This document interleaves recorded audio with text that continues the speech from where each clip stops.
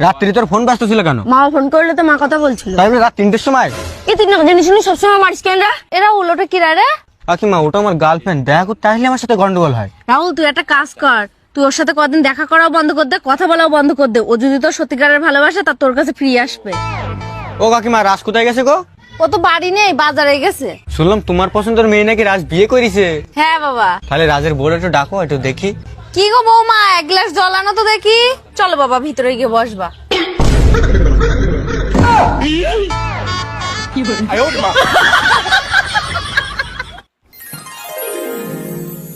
এই ছেলে, জলের বোতলটা উপরে তোল।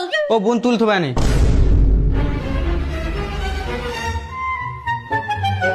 এই ছেলে, চেয়ারে পাতুলি বসবি না, পানি চালাবা। কেন পাতুলি বসলে কি হয়? আমি এইভাবে বসে থাকবো।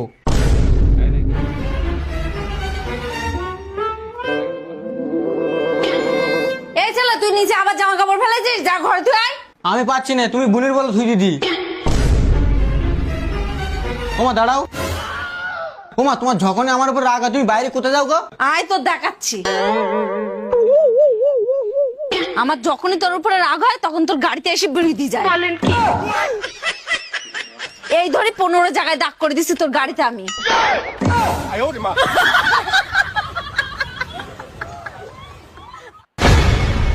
এই তোমার যেভাবে পালাই নিয়ে যাচ্ছি তোমার বাড়িতে, তোমার বাড়ির লোক দেখলে তো আমার শেষ করবে না। হাট, আমি থাকতে তুমি এত ভয় পাও কেন? আমার বাড়ির লোক যদি দেখে তাহলে আমি বলবানি যে আমি তোমার নিয়ে পালাই যাচ্ছি। চলো তো। দাঁড়াই বললে কেন? চলো। তোমার স্বামী।